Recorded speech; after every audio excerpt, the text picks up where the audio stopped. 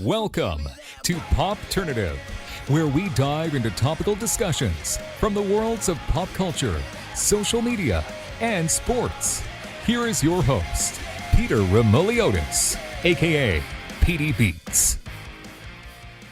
PD Beats here from Popternative, speaking to Matt Walsh about the film Unplugging, which is going to be in theaters April 22nd and then going to be available VOD on the 29th. Thank you so much for your time. Welcome to the show. It's an honor to be here, Petey. I love it. I'm really, it's an honor and privilege to be speaking with you. I'm a big fan of a lot of your work. I mean, you've been in a lot of those movies that are just no shelf life. A lot of those movies, The Hangover, Role Models, you just put them on in the background and they live forever, right? Yeah, I've been very fortunate. I'm a character actor for a long time, and I've been blessed. Absolutely. I love this film. This film is a lot of fun. It's interesting too, and it's kind of my question. I want you to kind of tie in with the film. I mean, this is a rom-com, it's comedy, it's hilarious.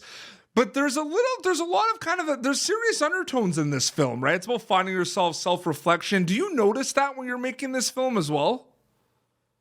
I think it's a common issue. It's a very relatable challenge that we all have, which is we are completely integrated with technology, our phones, our iPads. We're always looking for Wi-Fi so we can download, watch something. And to what end does that affect our relationships and our quality of life? Because now that we're reachable all the time, we're expected to be more productive from our employers all the time.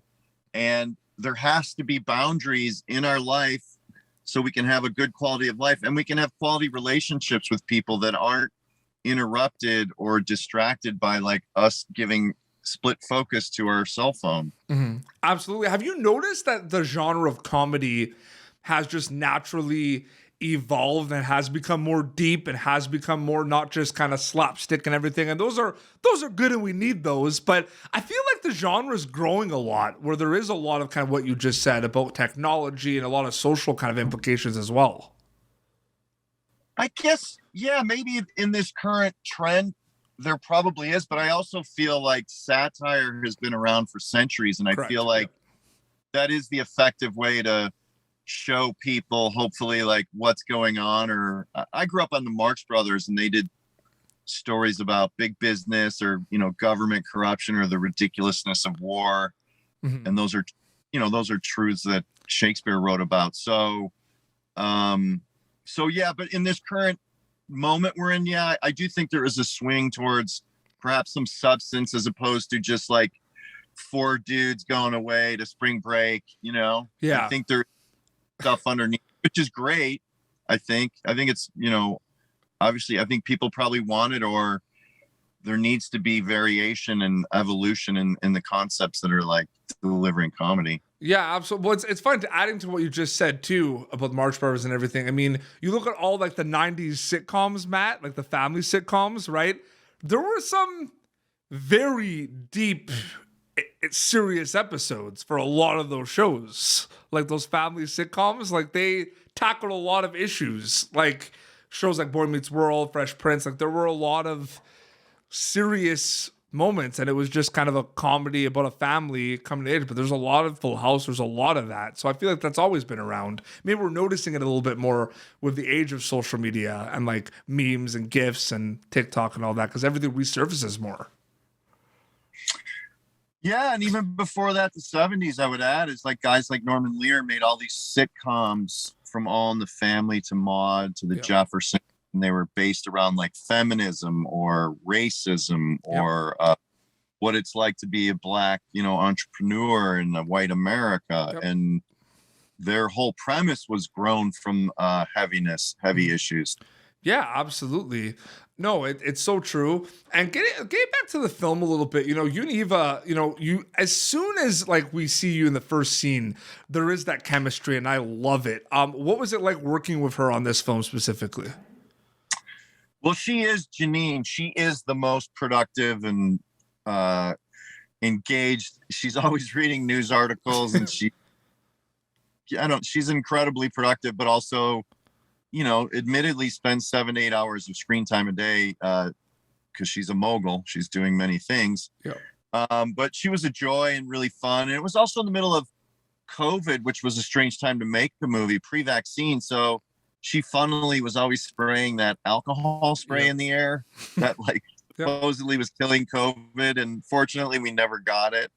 But she's a delight. Like, she's a force of nature, and she very much is the character Janine. Is it like, does it hit you that, because you have a lot of projects that you're working on now and there's a lot of others, like, when does it start hitting you when like a project is kind of coming out? Is it when you start just doing press like this, or do you kind of get the announce date and you're like, okay, cool, it's coming out in a month? Like, when does it officially start hitting you that a project is like going to be out there disseminated for the masses? I'm curious about that.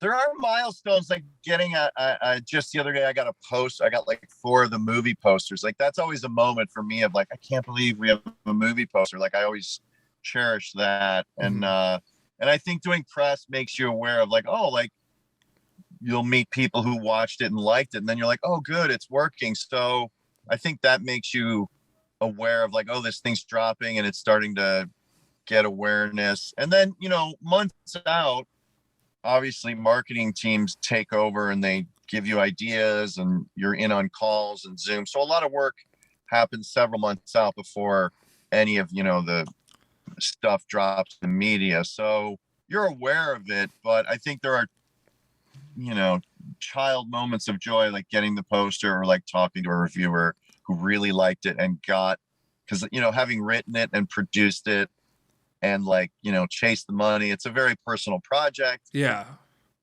So you're even more excited that people are getting it and really relating to it. Yeah, I sometimes, like, when I do like also like press junkets and everything, when you know that someone's talking to like 90 people in like 2, 3, 4 hours worth of things, I don't like ask that has it hit you question yet, because they're obviously gonna be like, yes, today it has. I'm speaking to all these outlets, like it's kind of obvious that it's coming out on Friday. Yeah, that's true. You're smart not to ask that question. Yeah. You mentioned you've been a character actor for quite some time. Did the comedy just kind of happen, or were you hoping you were going to be able to work a lot in that genre?